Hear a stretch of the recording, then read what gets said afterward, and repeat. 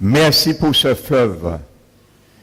Merci pour cette source que tu es, Seigneur, et que tu as mis également en nous.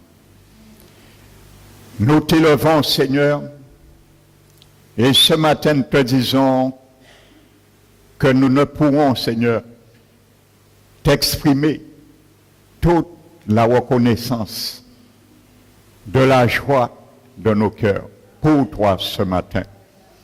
Mais nous te disons merci. Merci Seigneur, merci. Car tu es le vrai Dieu. Tu es l'unique. Il n'y en a pas d'autre. Et il n'y en aura jamais d'autre.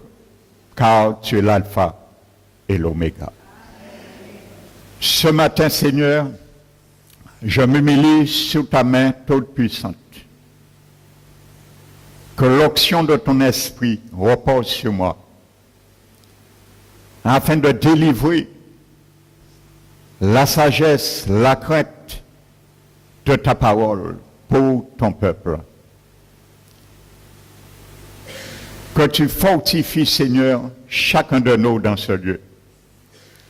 Tu te lèves, Seigneur, en vainqueur, car tu es El Shaddai. Marche au milieu de nous ce matin et donne gloire à ton Saint-Nom.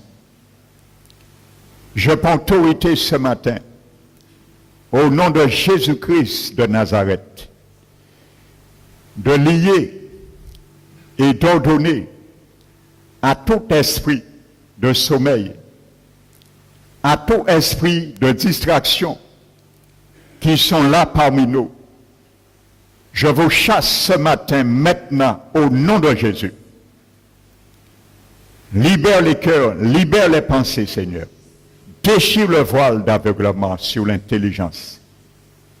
Afin, Seigneur, que ta parole soit acceptée comme la vraie semence incorruptible. Et qu'il puisse moissonner le salut éternel, particulièrement à travers ceux et celles qui n'ont pas fait un choix jusqu'à aujourd'hui pour leur éternité. Merci Père. Nous remettons toutes choses entre tes mains dans le nom puissant de notre Seigneur Jésus-Christ. Amen.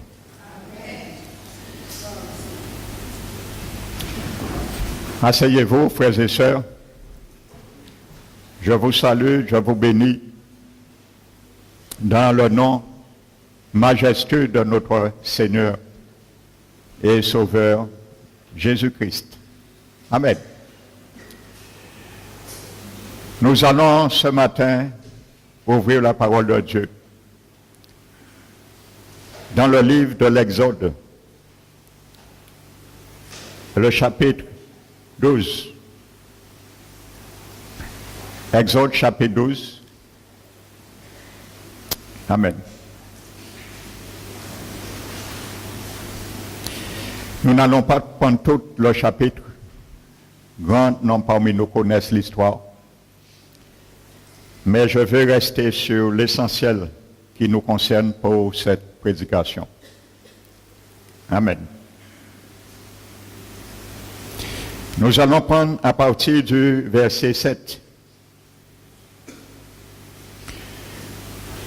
On prendra de son sang et on en mettra sur les deux poteaux et sur le linteau de la porte des maisons où on le mangera. Cette même nuit, on en mangera la chair rôtie au feu, on la mangera avec des pains sans levain et des herbes amères. Vous ne le mangerez point à demi-cuit et bouilli dans l'eau, mais il sera rôti au feu, avec la tête, les jambes et l'intérieur. Vous n'en laisserez rien jusqu'au matin. Et s'il en reste quelque chose le matin, vous le brûlerez au feu.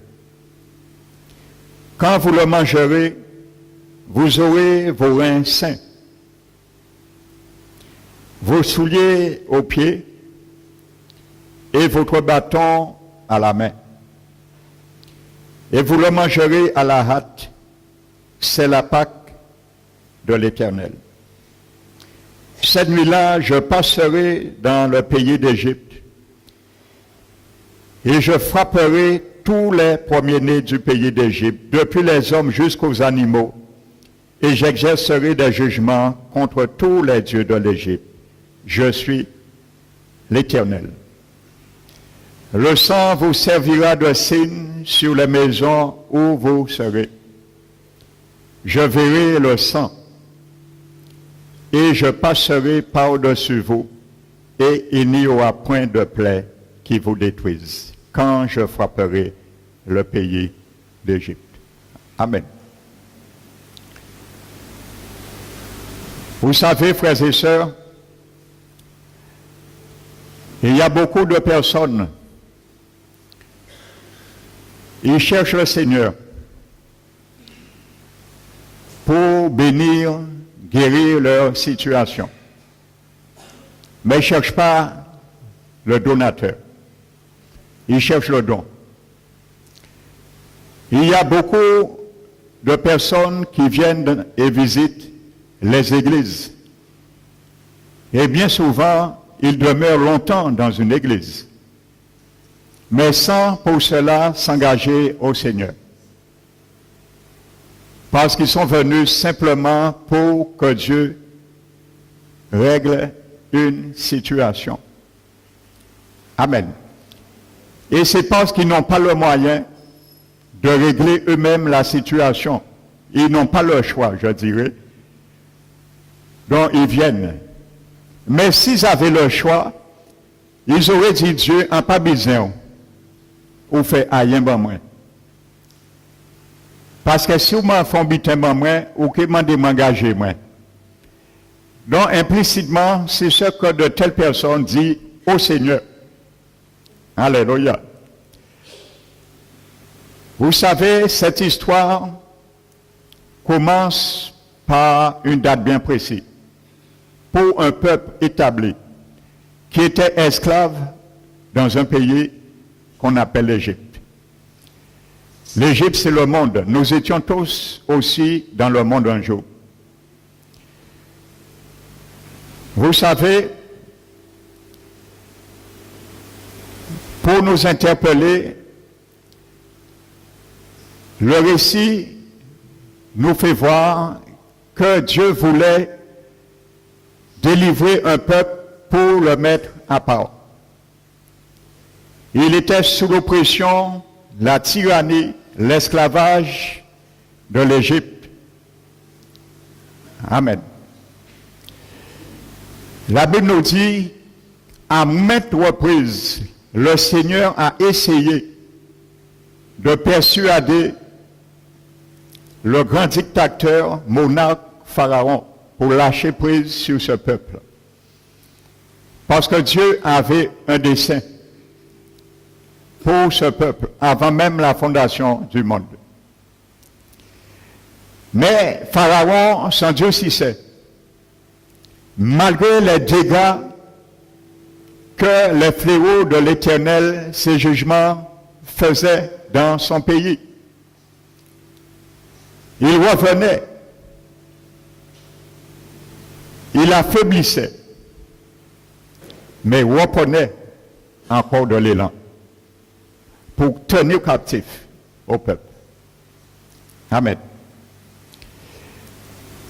Regardez, frères et sœurs, depuis le chapitre 7, j'attire, ne prends pas ça d'une manière anodine. C'est très important pour la suite de considérer cela. Considérez à partir du vers chapitre 7 jusqu'au chapitre 12, proprement dit, combien de fois que Dieu insiste sur une parole.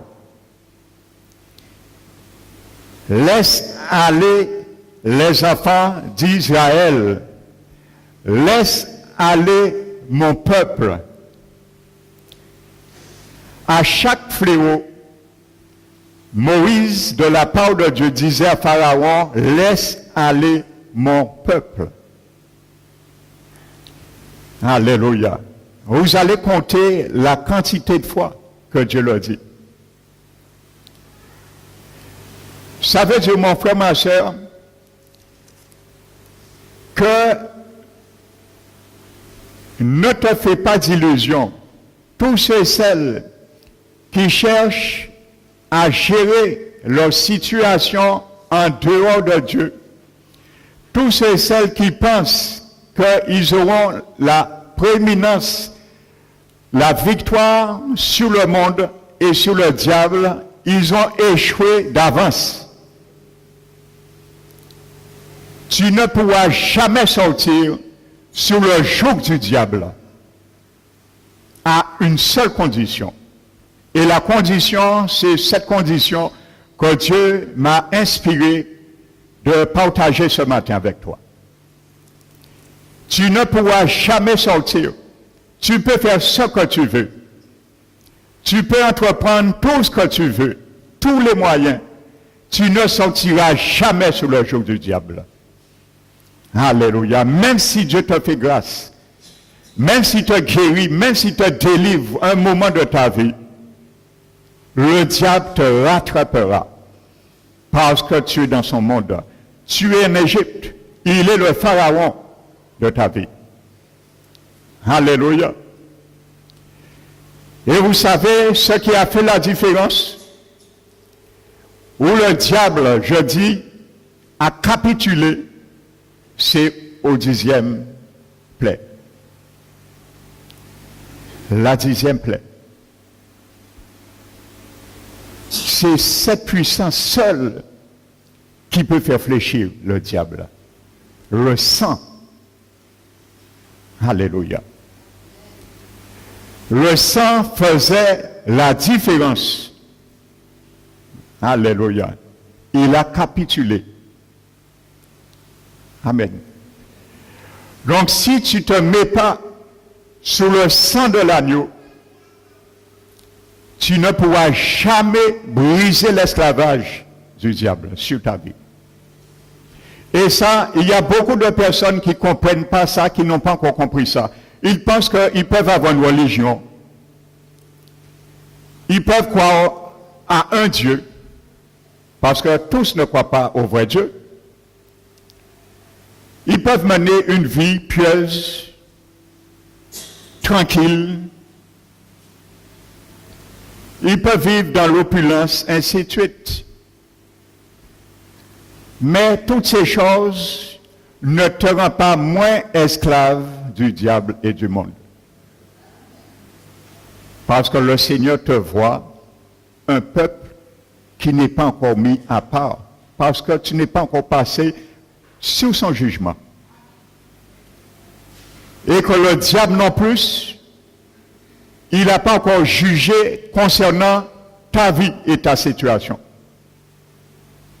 Alléluia. Ce matin, Dieu te donne un message. Il te dit ce matin, soit tu acceptes le sang, ou soit tu acceptes le jugement à venir. Et il y a deux choix. Il n'y a pas d'autre choix. Dieu ne donne pas au monde trois opportunités. Deux opportunités tu as ce matin. D'accepter le sang ou accepter le jugement à venir sur ta vie. Donc tu peux faire le choix aujourd'hui même si tu le veux. Mais ça, tu ne peux pas épargner ces deux choix. Tu dois faire un choix. Alléluia. Donc c'est ça que nous allons voir, frères et sœurs, ce matin. Donc c'est lorsque Dieu a décidé de frapper les premiers-nés par le sang, tout arrive à son aboutissement. Là, Pharaon va lâcher prise sur le peuple. Alléluia. La Bible nous dit, n'oubliez pas, la Bible dit que Dieu a oint Jésus de Nazareth d'Esprit Saint et de force. il allait de lieu en lieu, faisant du bien, et guérissait tous ceux qui étaient sous l'oppression du diable, car Dieu était avec lui. Donc tu comprends ce matin que Satan ne peut jamais te délivrer de son propre oppression. C'est Jésus-Christ de Nazareth seul qui peut te le délivrer. Alléluia. Guérissant tous ceux qui étaient sous l'oppression du diable. Alléluia. Et c'est le sang de Jésus qui le fait. Amen.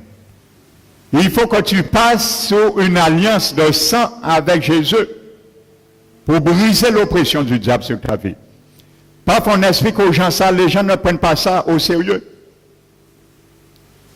Alléluia. Comment tu es dans ce monde, comment Satan est ton pharaon, tu peux de toi-même briser l'oppression qu'il a mis sur toi. Tu ne peux pas. Amen. Il y a un seul moyen. Il y a une seule puissance pour cela, c'est le sang de l'agneau. Jésus. Alléluia.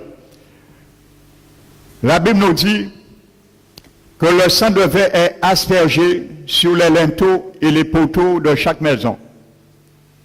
Pour deux choses, c'était un signe d'appartenance et aussi pour les abriter contre le jugement. Amen. Parce que Dieu allait frapper tous les premiers-nés. Nous allons voir qu'est-ce que la Bible entend et l'Éternel entend par premier-né. Amen. Et pourquoi Dieu a frappé les premiers-nés de l'Égypte? Prenons le psaume 78. Ne perdons pas Exode 12. Psaume 78, verset 51. Il frappa tous les premiers-nés en Égypte, les prémices de la force sous les tentes de Cham. Et le psaume 136, pendant nous y sommes aussi, le dit. Verset 10, celui qui frappa les Égyptiens dans leur premier-né. Dans leur premier-né. Amen. Le premier-né est le meilleur de leur force. Les prémices de la vigueur. Le premier-né représente tout ce dont l'homme peut se glorifier. Tout ce qui fait l'objet de ses espoirs, de ses désirs, de sa force et de son orgueil. Donc Dieu te montre premièrement, toutes ces choses sont sous le jugement et doivent être sous le jugement de Dieu. Alléluia. Donc c'est ça qui faisait la force de Pharaon et son pays, l'Égypte, les premiers-nés. La vigueur, ce sur qui la force qu'ils s'appuyaient. Amen. Mais de l'autre côté, le Seigneur lui aussi, il va abriter les premiers-nés, les sauver par rapport au jugement qu'il fera. Amen. Et ces premiers-nés seront appelés le peuple de Dieu. Amen. Remarquez, à partir du verset 3 de Exode 12 et le verset 6, Dieu n'a jamais appelé, avant ces deux versets, son peuple l'assemblée ou la congrégation. Alléluia. Tu peux lire l'histoire avant Exode 12. Tu ne vas jamais voir dans la Bible que Dieu appelait son peuple une assemblée ou une congrégation. Il appelle la maison d'Israël, les enfants d'Israël. Mais à partir du chapitre 12, verset 3 et le verset 6, Dieu va montrer quelque chose à son peuple. Dieu va dire, à partir de maintenant, vous allez changer de statut. Parce que moi, je vais vous ôter du monde. Je vais vous posséder. Vous serez mon peuple maintenant. Pour la première fois, la Bible parle d'Israël comme l'assemblée de l'Éternel. C'est le même mot qu'on retrouve pour le mot église, ecclésia. Et qu'on retrouve également dans le livre des Hébreux, le chapitre 12, que Dieu dit que nous nous sommes approchés de la montagne de Sion. Il décrit toutes les familles. De la Jérusalem céleste, la cité du Dieu vivant, des milliards qui forment le cœur des anges. Alléluia. Des premiers-nés inscrits dans les cieux. Les premiers-nés inscrits dans les cieux. Du juste juge qui est le Père, le Dieu de tous, l'Esprit des justes parvenu à la perfection, de Jésus-Christ qui est le médiateur de la nouvelle alliance et de l'aspersion du sang qui parle mieux que celui d'Abel. Toutes les familles réunies dans les cieux. Amen. Les premiers-nés inscrits dans les cieux, c'est l'Église. C'était ceux depuis la Pentecôte qui sont déjà décédés et qui se trouvent au ciel. Y compris ceux qui ont été ressuscités comme prémisse à la résurrection de Jésus. Nous le savons, la Bible parle d'eux. Donc ils sont au ciel parce qu'ils ne pouvaient pas mourir. Ça a été une vraie résurrection. Ils sont montés au ciel. La Bible ne dit pas à quel moment, mais ils sont au ciel parce qu'ils ont été vraiment ressuscités. Les saints de l'Ancien Testament qui sont sortis après la mort de Jésus. Amen. Ce sont les prémices. Donc les premiers-nés, la Bible appelle les premiers-nés inscrits dans les cieux. Amen. Donc tu fais partie des premiers-nés inscrits aussi dans les cieux, mais sur la terre pour l'instant. Alléluia. Donc Dieu va chercher le peuple et il va montrer au peuple maintenant, ils vont changer de statut. Parce qu'il va changer leur nom maintenant. Il ne va plus les appeler maison d'Israël, ni les enfants d'Israël, si ce n'est sous-entendu, mais l'assemblée de Dieu, la congrégation de Dieu. Donc mon frère, ma soeur, toi qui es là ce matin, tu es une créature de Dieu.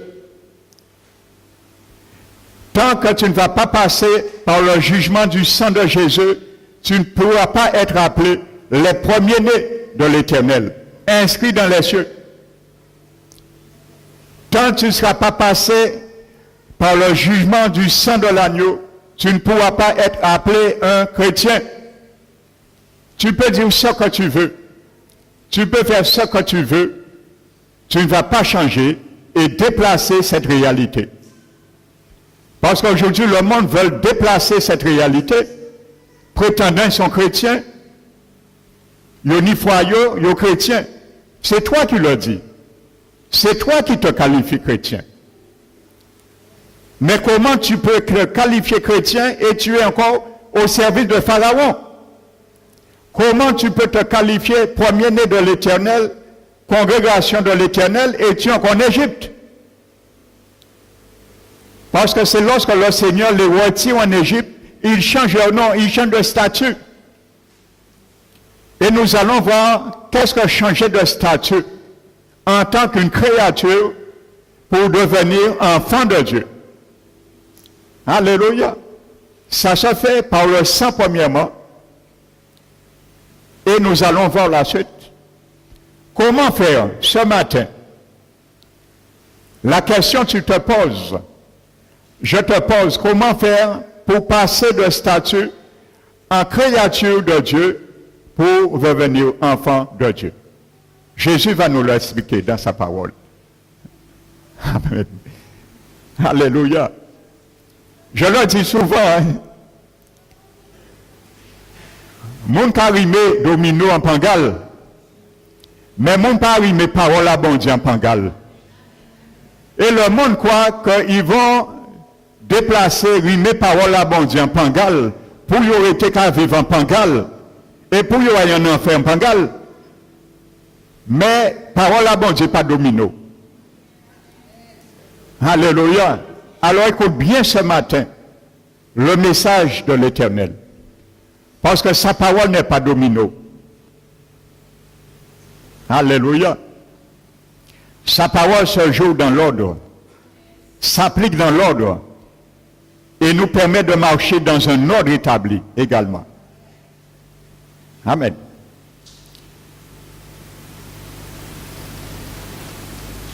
Dans la congrégation d'Israël maintenant, un peuple sorti du monde et qui devient le peuple de Dieu maintenant, choisi parmi les nations. Prenons acte 15, ne perdons pas Exode. Acte 15. Regardez ce qu'il est dit à propos du peuple de Dieu. Acte 15, verset 14. Simon a raconté, enfin Pierre, comment Dieu a d'abord jeté les regards sur les nations. C'est ça qu'il a fait. Pour choisir du milieu d'elles un peuple qui porte son nom. Amen.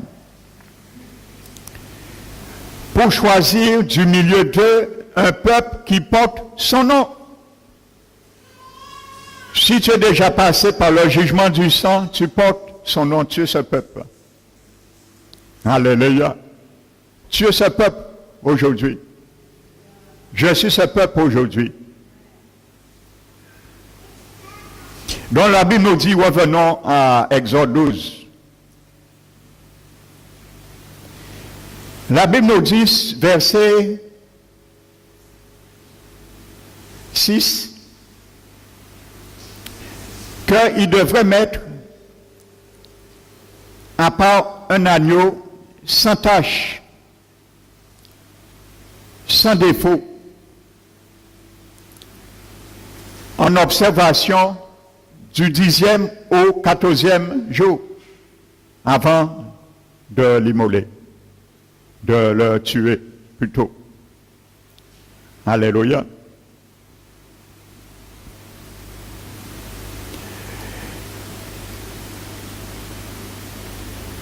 Donc du 10e au 14e jour. Amen.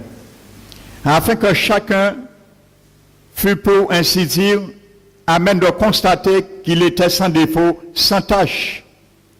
Ceci est nécessaire pour avoir vraiment le sens de la portée du jugement que Christ a subi. Amen. Que Christ a subi, frères et sœurs. Jésus est venu un jour, là, cet agneau. Jésus a été mis aussi en observation. Amen. Moralement et spirituellement, il a été mis en observation pour que le monde sache que c'est lui qui était destiné, avant même la fondation du monde, que Dieu avait destiné comme victime propitiatoire. Donc Jésus aussi a été exposé à la vue du monde. Amen. Donc Jésus aussi est un spectacle à la vue du monde. Depuis, il a commencé son ministère jusqu'à sa mort, sa résurrection et son ascension. Amen. Vous savez, quand Dieu a revêtu Jésus d'Esprit Saint et de force, le Seigneur Jésus, il a tout fait pour toi, pour te délivrer. Alléluia. Maintenant, il ne dit pas à Satan de libérer mon peuple, parce qu'il a déjà acquis cela pour toi. Mais il te demande, veux-tu être libéré? Veux-tu être brisé sur le joug que tu vis, l'oppression maintenant? Le Seigneur Jésus, le diable l'a amené dans deux grandes luttes. Satan l'a amené dans la montagne pour lutter avec lui, et Satan l'a amené aussi dans le désert. La montagne, c'est l'élévation. Le désert, c'est l'humiliation. Satan a amené Jésus à la montagne. Il a vaincu Satan à la montagne. Satan l'a amené au désert aussi. Et il a vaincu aussi le diable. Alléluia. La puissance de l'âme de Jésus était une parole à 3 mots. Alléluia. Dis à celui qui est à ton côté, l'âme de Jésus qui a vaincu Satan était une parole à 3 mots. Alléluia. Sur la montagne, dans le désert, une âme à 3 mots. À 3 reprises. Il n'a pas changé d'âme. Il est écrit. L'âme à 3 mots. Il est écrit. Jésus n'avait rien à prouver. Satan voulait le faire démontrer qu'il est Dieu, qu'il est le Fils de Dieu. Jésus n'avait rien à démontrer. Alléluia. Il était l'humilité incarnée, personnifiée. Il n'avait rien à démontrer. La seule chose qu'il savait, que les événements, les circonstances vont démontrer qui il est. Alléluia. Vous savez, le proverbe 27, je crois, dit qu'un autre te loue, mais non ta bouche. Qu'un étranger te loue, mais pas tes lèvres. Alléluia. Donc Jésus n'avait rien à démontrer. Ils savent qui vous étiez, ils savent où ils sont sortis, et ça ils viennent faire. Alléluia. Donc Jésus a déjà nettoyé le terrain et le rendre propice pour toi. Alors n'essaie pas de gérer ton éternité de tes propres moyens. Tu n'arriveras pas. Satan ne va jamais te lâcher. Malgré les fléaux de Dieu, les avertissements, il fléchait les genoux. Mais l'orgueil, l'endurcissement de son cœur rentrait et revenait à la charge. Malgré ces dieux qui étaient en action. À force, oui, toi. À force, oui, nous. Qui est l'homme devant le diable? L'homme sans Dieu, bien sûr. Parce que tu dois savoir qui tu es devant Satan. Parce qu'un jour, ça m'est arrivé de dire à Satan, il ne peut rien me faire. Parce que celui qui est en moi est plus grand que lui. Et Satan a été propulsé 3 mètres en arrière. Il voltigeait. Alléluia. Parce que moi, je le savais. Ça, c'est mon assurance. Celui qui vient en moi, il est plus grand que Satan. Et ça, je lui ai dit un jour. Et il voltigeait 3 mètres en arrière. Sous cette parole. Au nom de Jésus. Amen. Mais l'homme sans Dieu, qui est cet homme devant le diable? Impuissant. Alors n'essaie pas de te sauver de tes moyens. N'essaie pas de te sauver par la religiosité. N'essaie pas de te sauver par les bonnes œuvres. N'essaie pas de te sauver par quoi que ce soit. C'est le sang seul qui fera la différence. Si tu ne passes pas là, c'est clair dans le livre des Exodes, chapitre 12. Alléluia. Le diable ne pourra jamais te lâcher. Amen. Il faut que tu passes sous le jugement du sang de Jésus. Parce qu'il est passé avant toi. Alléluia. Jésus est passé dans la maison avant toi. Et le jugement est tombé sur lui. C'est pour ça qu'il peut te soustraire du jugement.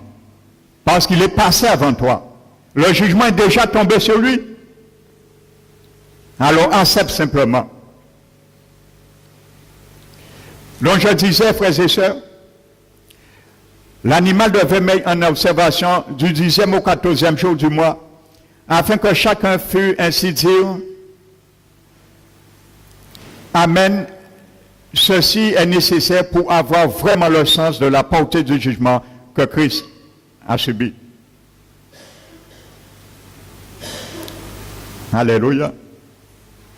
Il appartient à chacun de bien considérer sa personne morale, sa capacité de saisir le jugement et rentrer dans la mort. Alléluia. Le désir de Dieu est que dans des milliers de familles, de maisons à travers le monde, Christ est maintenu devant les yeux de tous, comme celui qui a toutes les qualités pour être sacrifié, et que sa mort soit considérée avec une profonde reconnaissance comme le seul terrain de la délivrance et du jugement. Le seul terrain de la délivrance, c'est la mort de Jésus. Il n'y a pas d'autre. Alléluia. Il n'y a pas d'autre, frères et sœurs. Le seul terrain de la délivrance, c'est Jésus. Il n'y a pas d'autre. Le terrain de la délivrance du peuple, c'était le sang qui était appliqué, parce que c'est un jugement. Alléluia. Le sang n'a pas été, l'agneau n'a pas été immolé pour le pardon des péchés. Ce n'était pas un sacrifice expiatoire.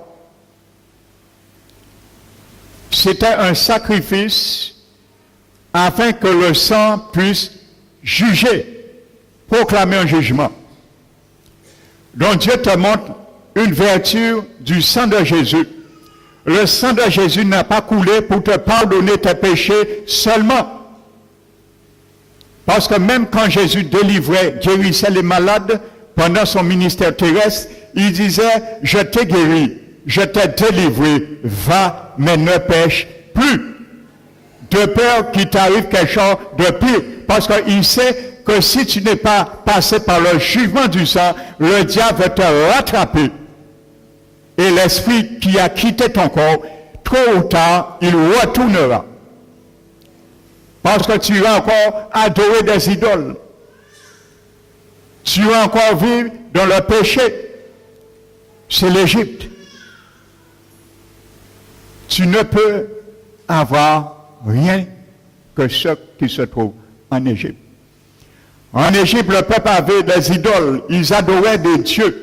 Presque tous les animaux en Égypte étaient déifiés, comme en Inde aujourd'hui. L'hindouisme, c'est la secte qui embrasse le plus de divinités. Dans l'hindouisme, sachez, il y a 300 divinités différentes que les Indiens vénèrent et adorent. Alléluia. Amen. Donc ils avaient connu ça. Mais vous allez voir qu'est-ce que Dieu va les demander tout à l'heure. Passer sous le jugement, c'est quelque chose. Mais ce n'est que le commencement et non la fin de toute chose. Amen. Donc c'est pour cela, Jésus avait bien traité une alliance de guérison avec son peuple choisi. Dans Exode 15, lorsqu'il dit « Je suis Yahvé Rapha qui te guérit », Jésus avait traité cette alliance de guérison pour son peuple. Il n'avait pas fait pour la nation. Alléluia. Il n'avait pas fait pour les nations. Premièrement, et quand Dieu guérit un païen, un inconverti, c'est parce que la personne s'est humiliée, la personne a mis sa foi, Dieu fait grâce. À cause de l'alliance de guérison, mais qu'il a traité avec son peuple. Premièrement, Yahvé Rapha, l'Éternel qui te guérit. Amen. Et c'est pour cela, il y avait une femme samaritaine un jour qui a supplié Jésus de délivrer sa fille. Jésus a bien dit que Jésus disait en quelque sorte implicitement que l'alliance de guérison, je l'ai traitée premièrement avec mon peuple et non pour les païens. Parce que je ne donne pas le pain des enfants aux chiens. Alléluia. Jésus voulait dire que ça adresse à son peuple premièrement. Amen. Parce que son peuple a un Dieu, a un gouvernement théocratique, et les autres nations ont des dieux. Ils adorent des démons, des idoles. Alléluia. Donc je ne donne pas le pain des enfants. Alléluia. Et Dieu a fait grâce à cette femme. Parce qu'elle a insisté. Elle a été au-delà de ses espérances. Dieu lui a fait grâce. Amen. Combien de personnes Dieu guérit par miséricorde? Ces gens-là continuent à adorer des idoles. Des idoles. Aujourd'hui, de nos jours, on ne les voit jamais venir au Seigneur. Ils retournent dans leur vie. Alléluia.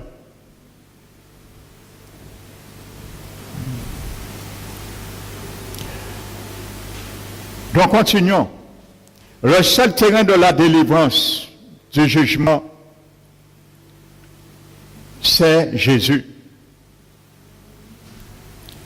Ce jugement est connu comme ayant été prononcé sur tout espoir et sur l'orgueil de l'homme. Alléluia. Sur l'orgueil de l'homme. Amen.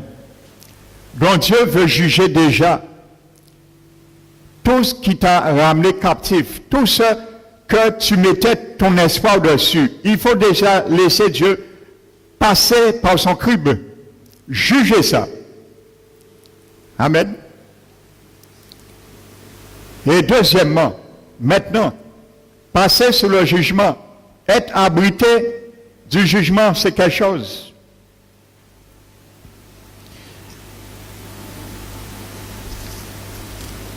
Mais il y a autre chose.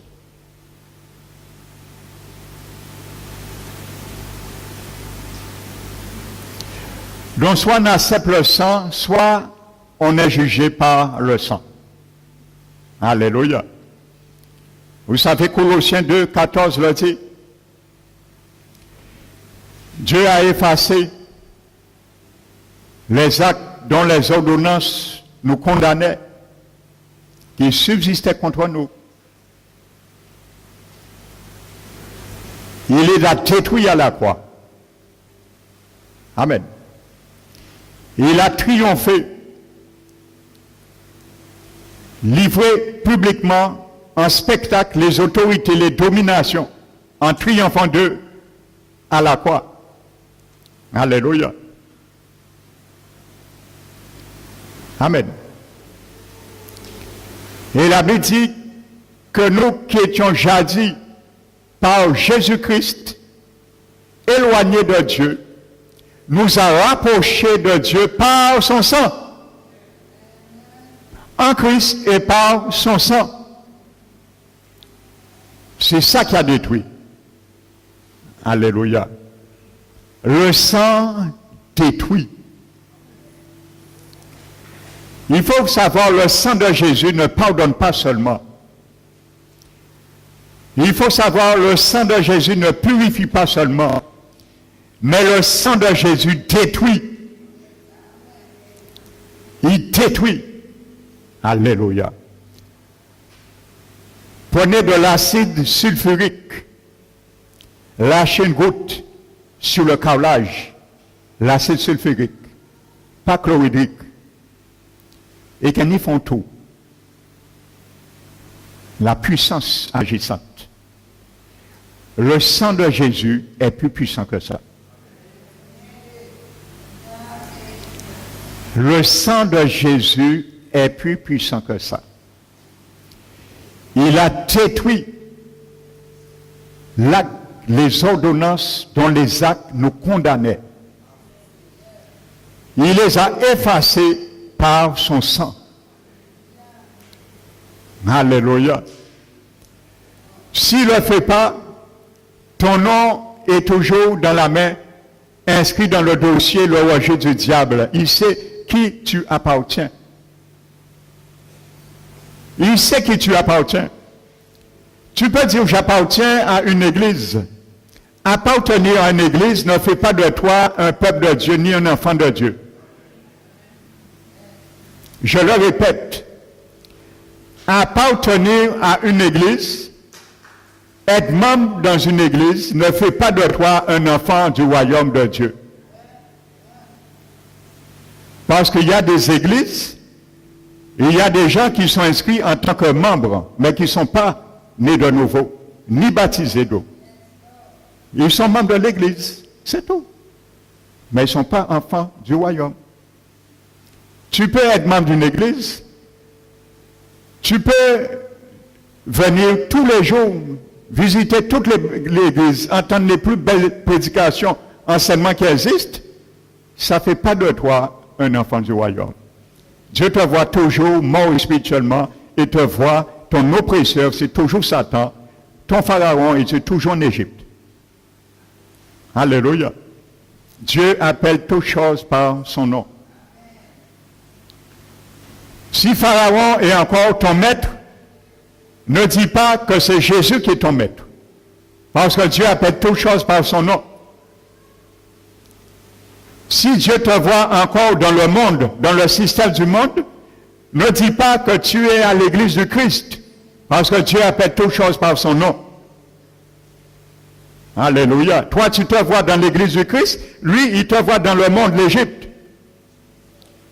Toi, tu te vois, Dieu est ton maître, Jésus est ton maître, mais Dieu te voit, ton maître, c'est encore Pharaon. Parce que tu es en Égypte.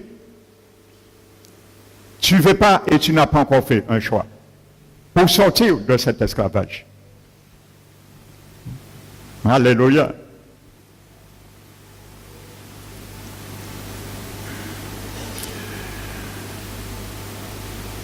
Ensuite, la Bible nous dit, revenons à Exode. La Bible nous dit que ceux qui habitent les maisons, il n'y avait pas que le sang pour l'œil de Dieu dans sa maison.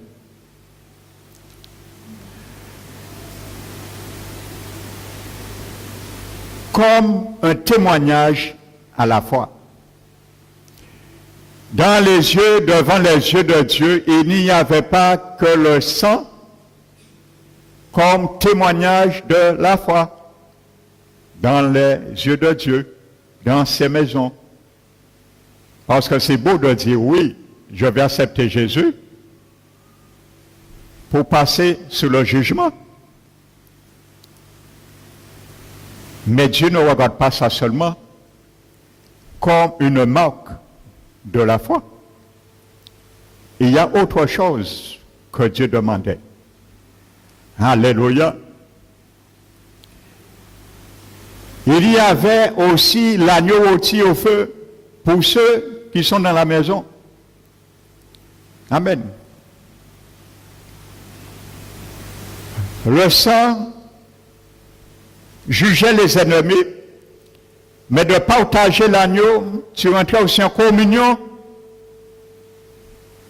une intimité avec ce qui t'a délivré, ce qui t'a protégé. Tu ne peux pas rester à part après. C'est ça manger aussi, l'agneau rôti. Amen. Mais il y a plus que ça.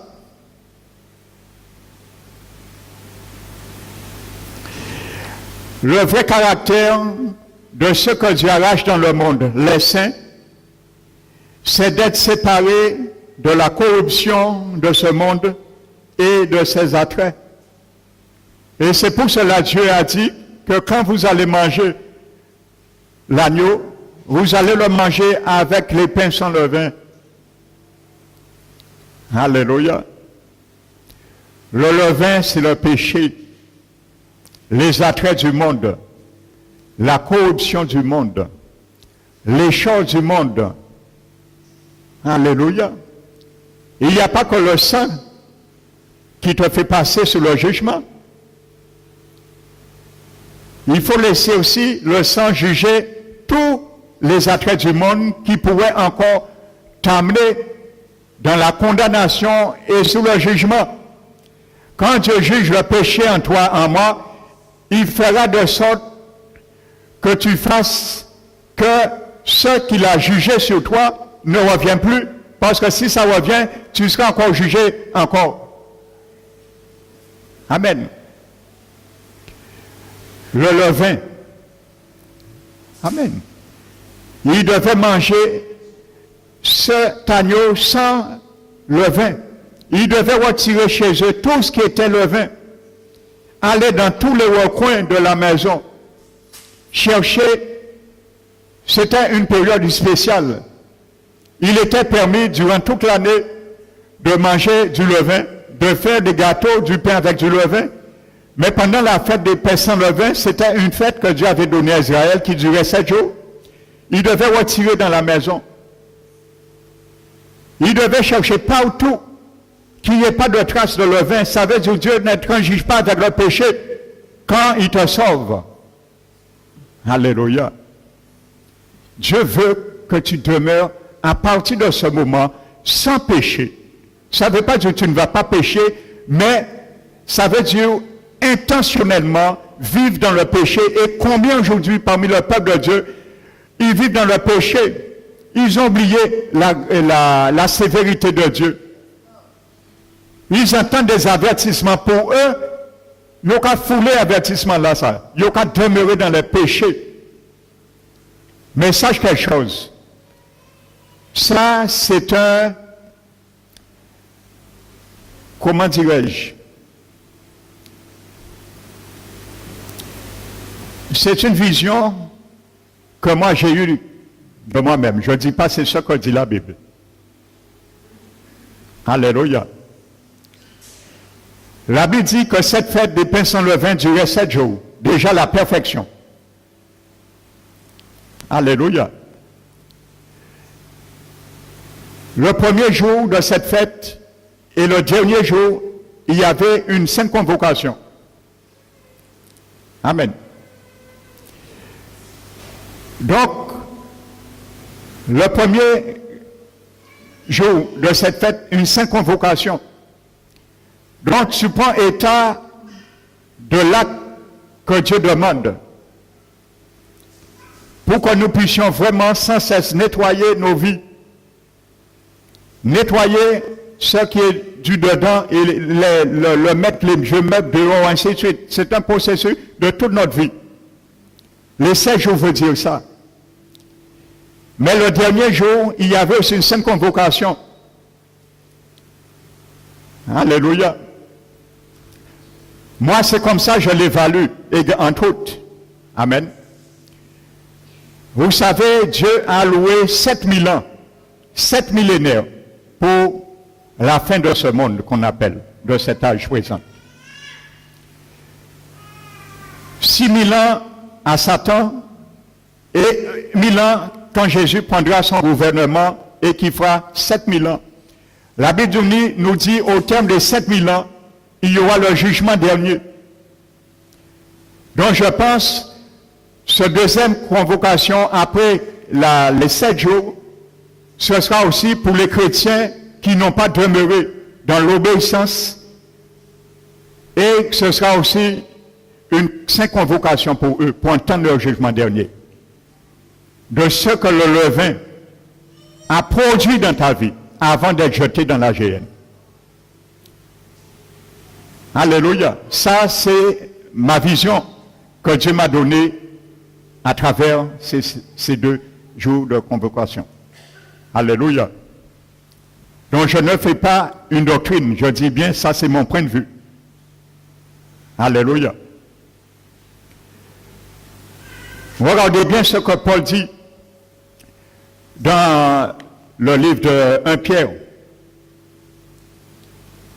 Plutôt 2 Pierre. Amen. 2 Pierre, le chapitre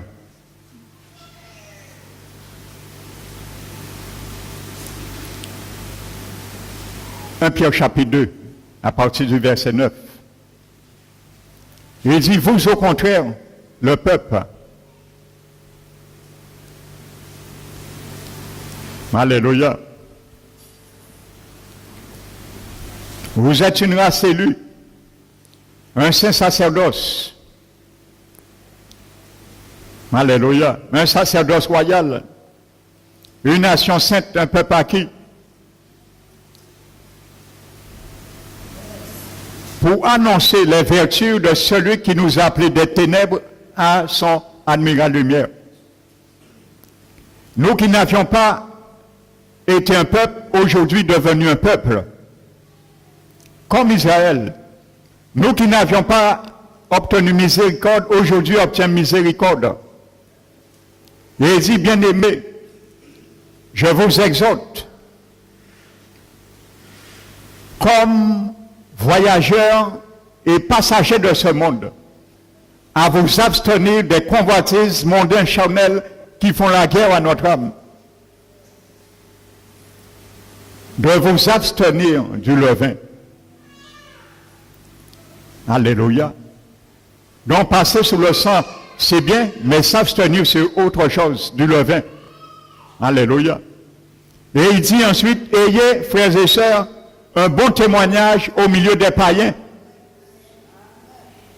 Que même si vous calomniez, vous traitant de malfaiteurs, considère vos hommes d'œuvre et glorifie Dieu le jour qu'il les visitera. Et c'est pour cela, la Bible nous dit qu'à travers cette fête de pain sans levain, Dieu disait que ça soit quand tes enfants vont te poser la question. Ce sera comme cette fête de pain sans levain qui est combinée à la Pâque, ce sera comme un signe dans ta main. Et une marque sur ton front. Alléluia.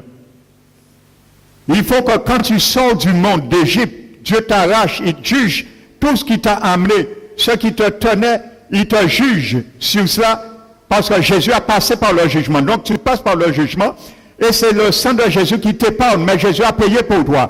Mais implicitement, Dieu nous montre que nous sommes jugés aussi par le sang. Alléluia. Tout ce qui était attrait, notre force personnelle, notre orgueil, comme les premiers d'Égypte. Amen. Mais il nous demande maintenant d'être un témoignage. Ça veut dire la main, le signe dans la main, c'est les actes. Ça veut dire tes actes, mon frère, ma soeur, il ne faut pas qu'on voit Dieu en Égypte toujours. Ce qu'il faisait en Égypte, Dieu dit, il faut un signe dans votre main. À partir de maintenant, vous êtes ecclésia, une congrégation. Je ne vais plus vous appeler les enfants d'Israël, la maison d'Israël. Je vais vous appeler la congrégation, mon église maintenant. Chaque fois que tu vas faire quelque chose, il faut que le monde sache que tu es sorti et tu es coupé du levain.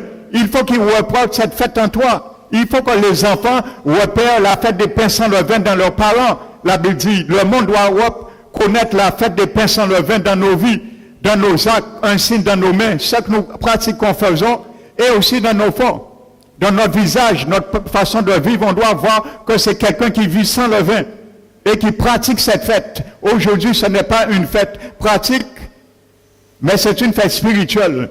Alléluia. Nous allons voir un peu qu'est-ce que la Bible traite comme le vin. Alléluia. Notez 1 Corinthiens 5, verset 7-8. Notez, vous allez le lire. Quand la Bible dit ôter le vieux levain.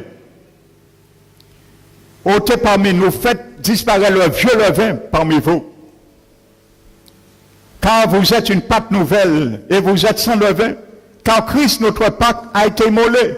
Célébrons donc la fête, non avec du levain vieux ou du levain de malice et de méchanceté, mais avec du pain sans levain, selon la vérité et la sincérité.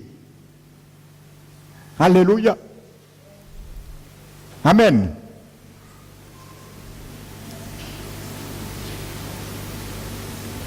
Donc le vieux levain, c'est le reste de notre histoire première dans le passé. Le vieux levain fait disparaître au milieu de vous. Le vieux levain, c'est ça qui était en moi quand j'étais en Égypte. Quand Dieu dit à son peuple, vous allez manger maintenant l'agneau sans levain. Parce que le vieux levain, c'est ce que tu as connu dans le monde. En Égypte, tu ne dois pas le venir encore pour le reconnaître. Donc, dans l'Église, il faut faire disparaître ce vieux levain. Ce que nous étions dans le monde. Et aujourd'hui, il y a beaucoup de chrétiens qui disent, moi, en comme ça, c'est comme ça, on peut changer. Non, ne donne pas place au vieux levain. Dieu t'a dit ce matin de disparaître ce vieux levain. Parce une Pâque nouvelle. Alléluia. Parce que si Israël, le peuple hébreu disait ça à Dieu, il était dit Dieu a continué à adorer les démons qui étaient adorés en Égypte. Parce que ça faisait partie du vieux levain qui était en eux. Donc la Bible dit de faire disparaître le vieux levain et le reste de notre histoire passée. Amen. Il faut le faire disparaître. Ça ne se fera pas bien sûr du jour au lendemain. Mais c'est un processus. Amen. Quand la Bible parle de sceller la fête pendant 7 jours, ça veut dire que c'est notre engagement tous les jours de vivre sans péché, sans levain. C'est ça que ça veut dire. La perfection, frères et sœurs. C'est ça que Dieu cherche à travers, lorsqu'on voit un enfant du Seigneur, le monde, comme Pierre l'a dit, même si vous calomniez pour votre foi, pour quoi que ce soit, mais reconnaissent vos bonnes œuvres. C'est ça qui plaît à Dieu. C'est ça qui importe pour Dieu. L'histoire où on nous calomnie, ce n'est pas le problème de Dieu. Frères et sœurs, on te calomnie, ce n'est pas le problème de Dieu. Ce n'est pas son problème. Tu es appelé à cela. Parce que si tu n'es pas appelé à ça, comment tu peux te soucier du vieux levain? Ce qui intéresse à Dieu, c'est que tu gardes un bon témoignage. Parce que le monde, eux, ils regardent à ça. Et c'est à ça que Dieu regarde en toi. C'est pour impacter le monde. Il va permettre qu'on te calomnie. Il veut impacter le monde. Parce que c'est un signe dans ton front. Et un marque dans ton front et dans tes mains. Mais si vous calomniez, vous traitant de malfaiteurs, reconnaissent vos bonnes œuvres et glorifie Dieu le jour qu'il les visitera. Alléluia. Combien de fois nous allons parler de l'évangile à nos collègues, à nos parents, à nos voisins, ainsi de suite. Ils ont maltraité nous, ils ont même chiré nous des fois. Mais après 2 années, le Seigneur a créé une circonstance dans leur vie. Et ils ont accepté le Seigneur. Ils sont retournés en arrière. Ce que tu as laissé comme trace, semence, a été des signes dressés derrière eux et des poteaux plantés derrière eux. 10 ans en arrière, ils disaient, ouais, cette femme-là, cet homme-là avait raison. Je comprends pourquoi, malgré les insultes, il est resté sage à foi. Je comprends aujourd'hui. Et dorénavant, je veux être cet homme et cette femme qu'il était ou qu'il était. Au nom de Jésus. Voici ce que Dieu veut voir en nous à travers cette marque. Alléluia, frères et sœurs. Est-ce que nous sommes prêts pour ça? Est-ce que tu es prêt, si je leur dis à lever tes mains pour ça? Garde tes mains baissées. Alléluia. Donc le levain de malice, c'est la chair dans ses mauvaises pensées à l'égard des autres le levain de malice maintenant. Ce n'est pas le vieux levain, le levain de malice. Parce que Dieu nous dit de faire disparaître aussi le levain de malice et de méchanceté. Il y a plusieurs sortes de levain. Je t'ai dû traduire et expliquer le levain, le vieux levain, mais maintenant le levain de malice et de méchanceté, c'est quoi? C'est la chair dans ses mauvaises pensées à l'égard des autres, ou son désir d'attirer le mal sur eux. Ça, c'est le levain de malice et de méchanceté. Quand tu n'aimes pas voir la tête de quelqu'un, tu as des mauvais désirs et des pensées contre lui, contre elle, et même attirer les autres contre lui. Malice et méchanceté. Voici ce que ça veut dire, le levain de malice et de méchanceté. Il y a d'autres levains encore, de l'hypocrisie, de la religiosité. Ça, c'était les scribes et les pharisiens. Il y a divers types de levains. Mais ce que Dieu veut, quand il te prend en Égypte, c'est que tu manges du pain sans levain. Pas chez toi. Ne va pas dire à ton mari, à ton épouse, à tes parents que Pasteur Manuel dit, à partir des jours de là, il ne faut pas faire du pain avec le vin. Ce n'est pas ça que j'ai dit. Et spirituellement, je parle. Alléluia. Pour Marie, à pas dire, qui bitait ça là? À qui l'église où il est là? Pour madame, à pas dire, à qui l'église où il est là? Ou à d'autres sectes? Alléluia. Non. Le pain, la vie du Christ. Tu manges l'agneau et tu prends acte à ce qu'il est. Notez Matthieu 22, chapitre 22, verset 18. Jésus parle de deux sortes de levain. Matthieu 22, verset 18. Luc 11, verset 10 et 39. Ôter le levain, c'est aller jusqu'à la racine des choses et ôter tout ce qui pourrait être une entrave à la communion et au progrès spirituel de ma vie avec mon Seigneur. C'est ça, mon frère, ma soeur. Le levain, il gonfle. Alléluia.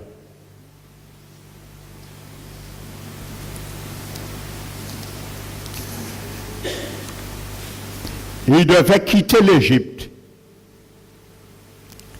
Si tel est le type, il nous convient de veiller à ce que des traits semblables nous caractérisent. Alléluia.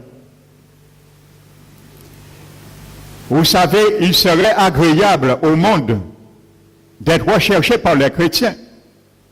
Et malheureusement, ça arrive de nos jours.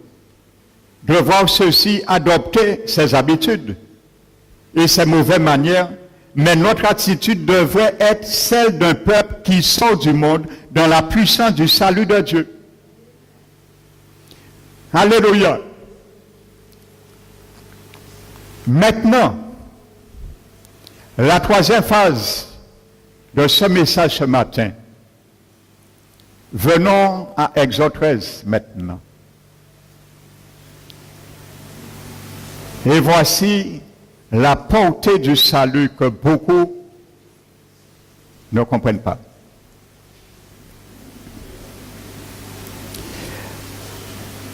L'Éternel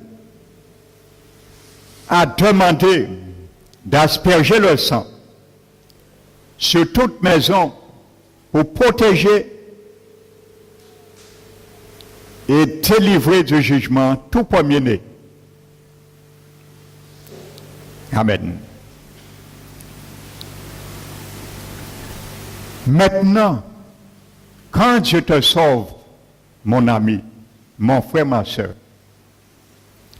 voici le message que Dieu te met ce matin pour ceux et celles qui pensent que du seul fait, ils ont fait une fois, un jour, une prière liturgique.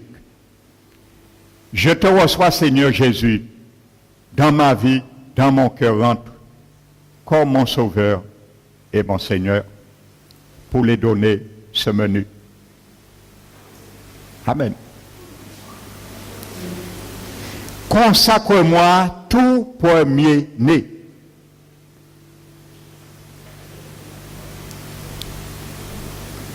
Alléluia. Consacre-moi tout premier-né. Il n'y a pas eu de voix, hein? Une seule voix qui a parlé. La même voix, écoute ce matin, la même voix qui a dit, je passerai par-dessus quand je verrai le sang pour protéger les premiers-nés. C'est la même voix qui a dit,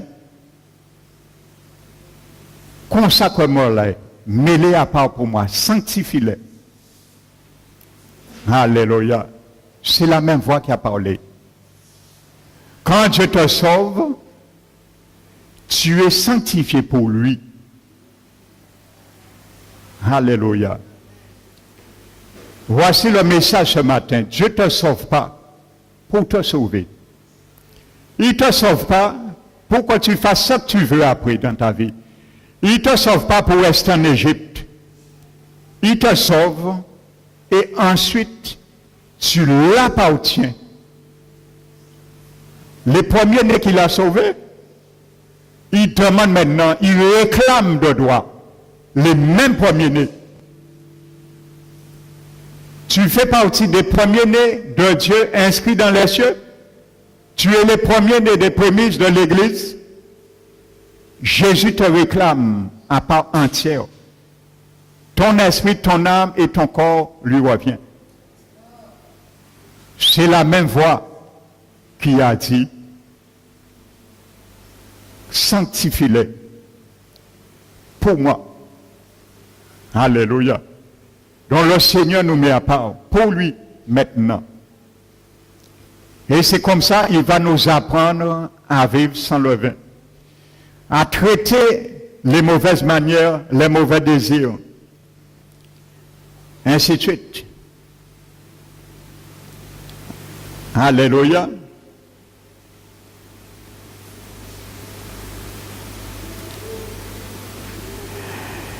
Personne n'est fondé à dire tout ce que je désire, c'est d'être abrité du jugement par le sang de l'agneau. Tu ne peux pas dire ça. Ça, c'est vain à l'égard de Dieu. Si tu acceptais le Seigneur pour être protégé du dégât, du jugement, tu as tout faux ce matin.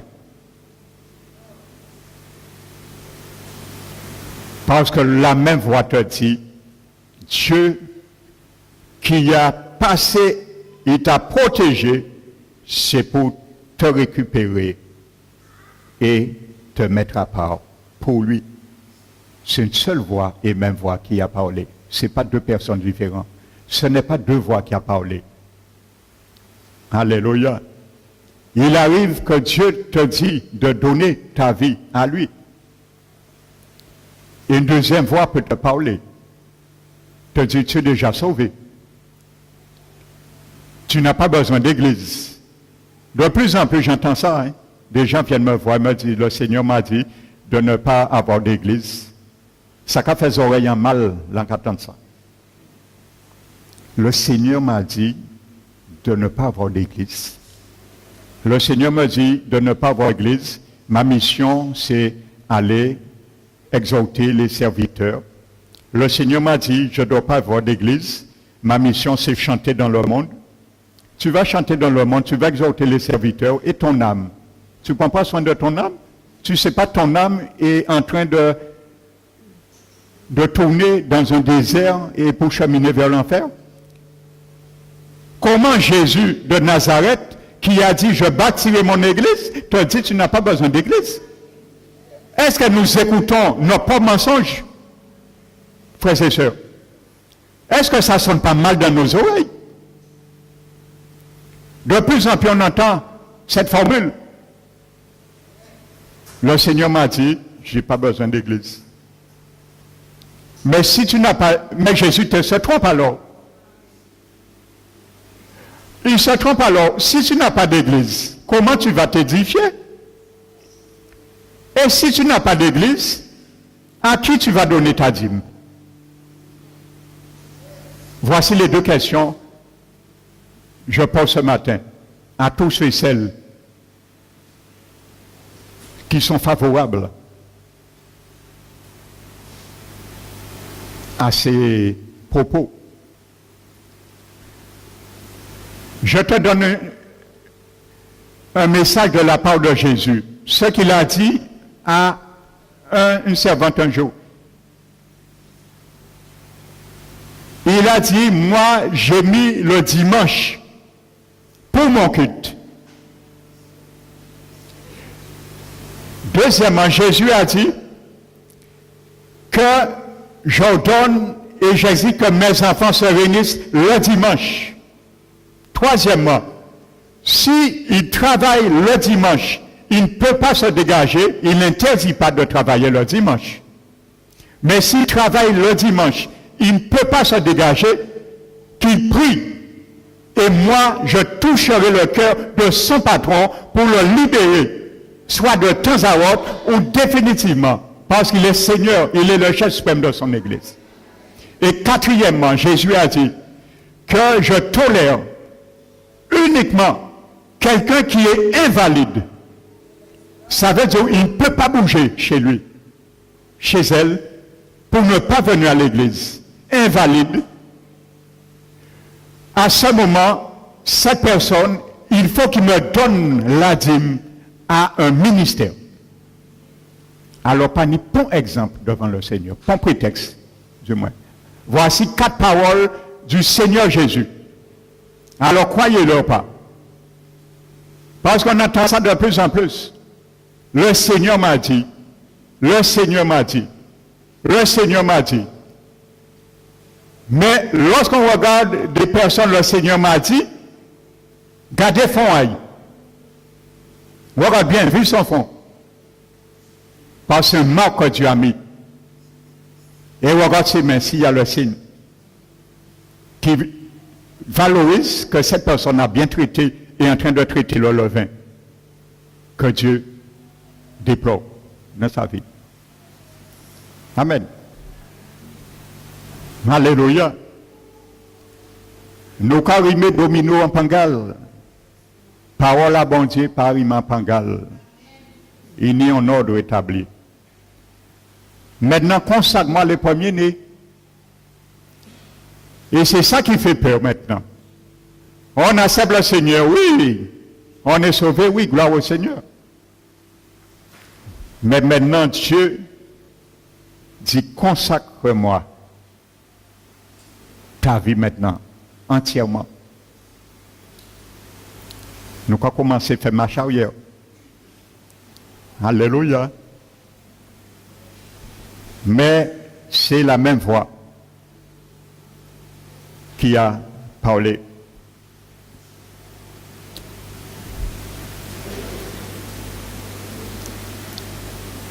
Amen.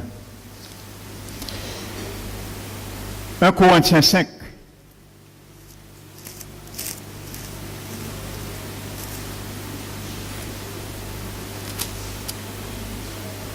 Un Corinthiens 6 plutôt, verset 20.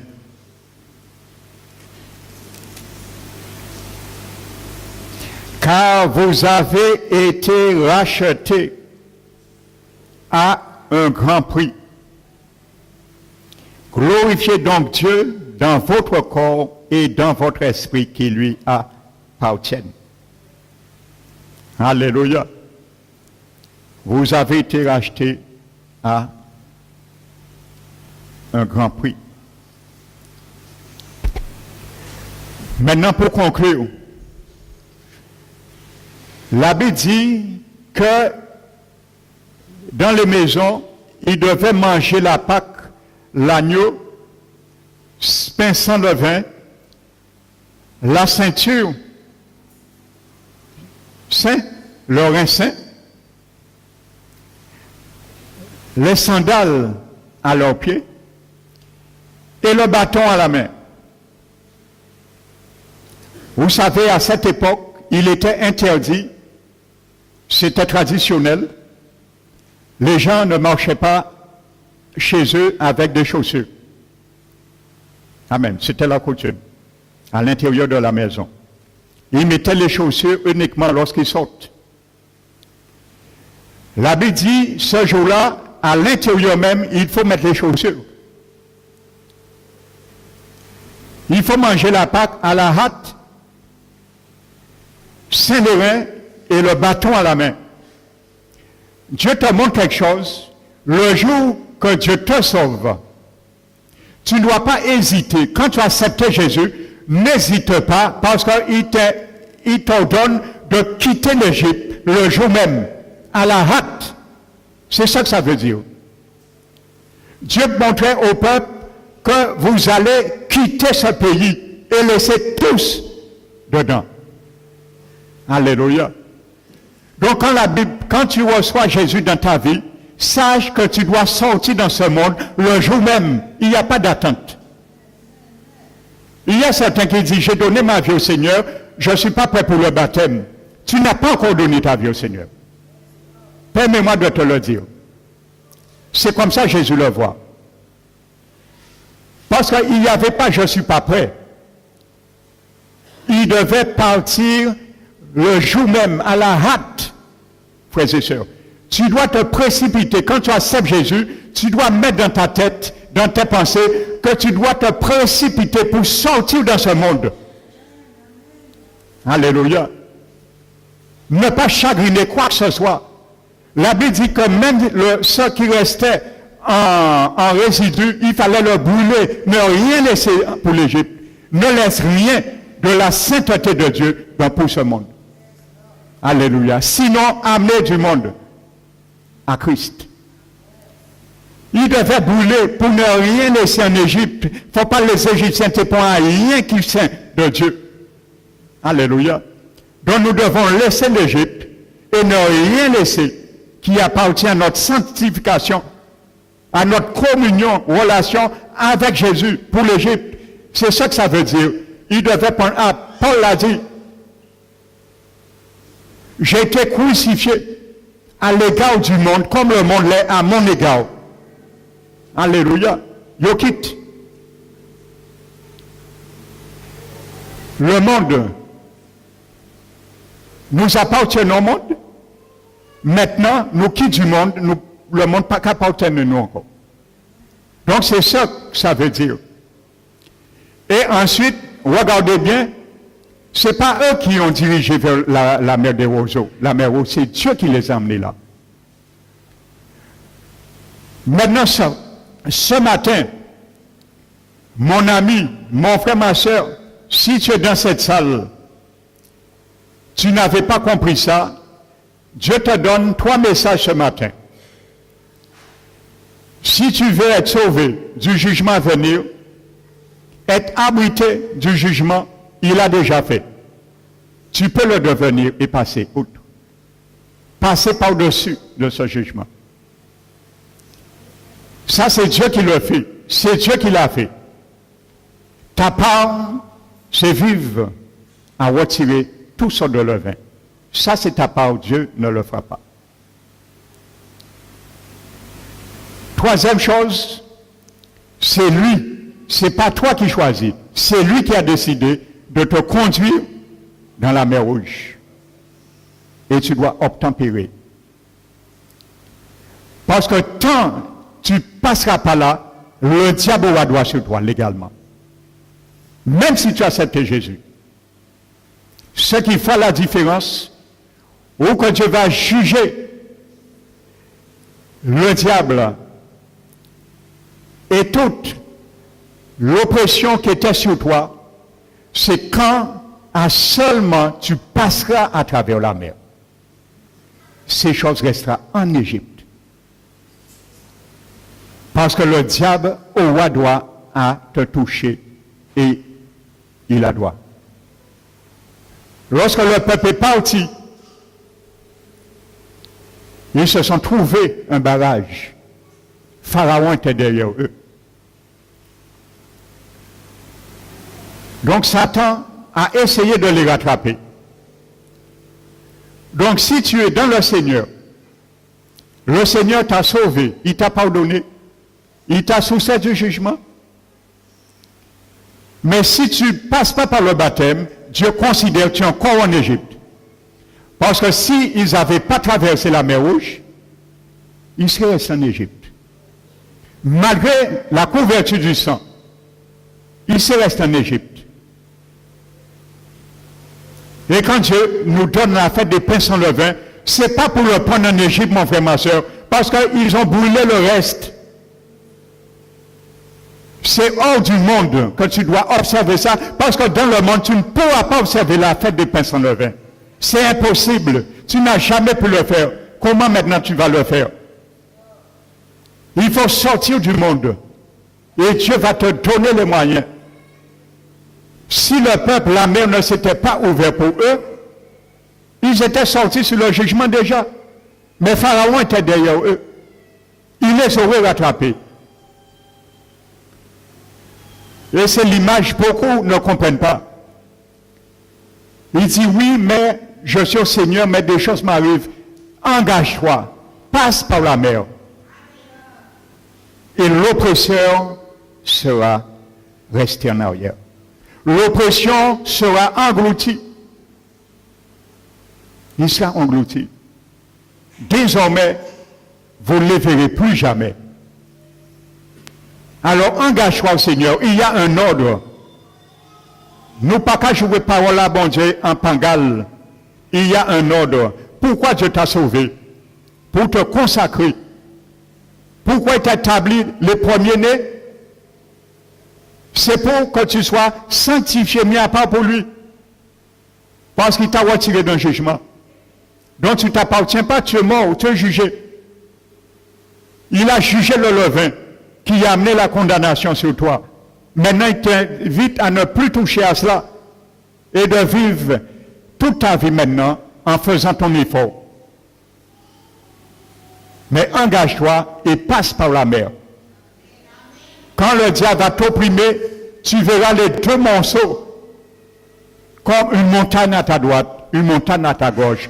Quand tu passes la mer est devenue une protection. À côté, que 1000 tombent à tes côtés, 10 000 à ton droite, tu ne seras point atteint. Mais il faut faire ce geste.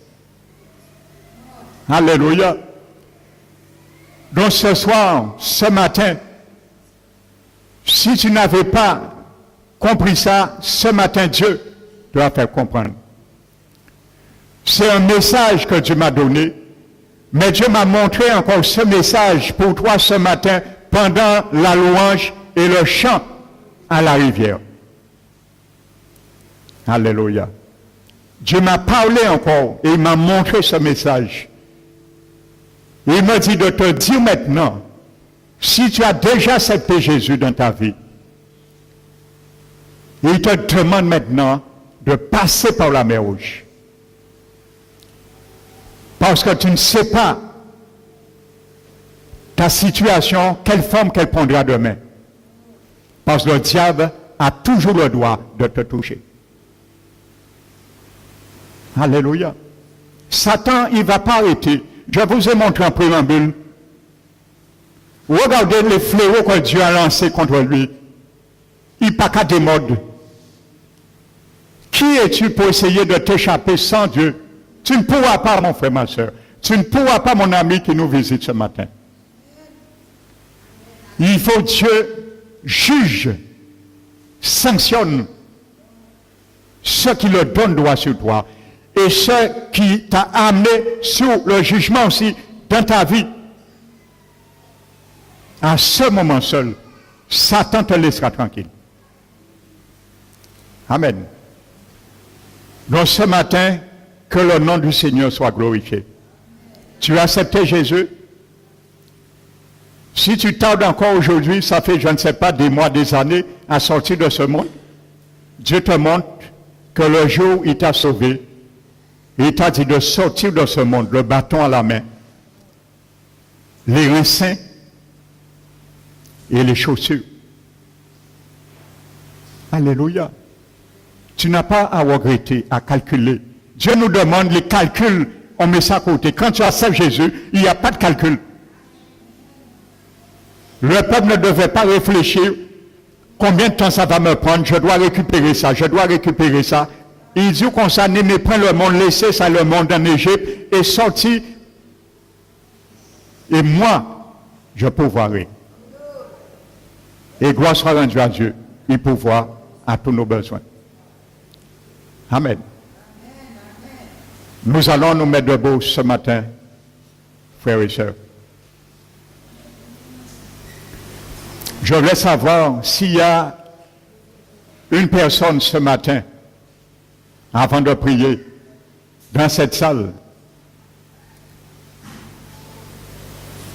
qui n'a pas encore pris l'initiative de laisser le Seigneur le retirer de toutes les fléaux, les circonstances, les situations qui s'abattent sur sa vie. Il pensait arriver d'elle-même. Mais ce matin, le Seigneur te dit que c'est une illusion de t'attacher sur tes propres moyens. Si ce matin tu es là, tu veux accepter le Seigneur, afin que ta vie soit autrement, lève ta main. Amen. Si tu veux l'accepter ce matin. Amen. Donc je considère que nous tous, nous sommes déjà dans le Seigneur. Et gloire à son nom. Nous allons fermer les yeux, frères et sœurs. Seigneur Dieu Tout-Puissant, j'élève la majesté de ton nom. Tu nous as donné, Seigneur, un message de ta part. Tu as ouvert les oreilles et je crois nous avons entendu. Maintenant, Seigneur, ta part est de nous soustraire de la condamnation à venir. Comme tu l'as fait, Seigneur, en Égypte. Nous sommes tous, et nous étions tous en Égypte un jour. Nous avons fait ce choix. Nous qui sommes devant toi, maintenant devant ton trône de grâce. Nous avons tous fait ce choix. Mais le choix, Seigneur, tu nous as demandé que toi tu as fait pour nous et nous n'avions pas le choix non plus, c'est de vivre, de retirer tout mauvais levain. Levain de la malice, de la méchanceté, de l'hypocrisie, de la religiosité, de toutes ces formes et ces attraits de ce monde. Ça, c'est notre part, car toi, tu nous donnes les moyens.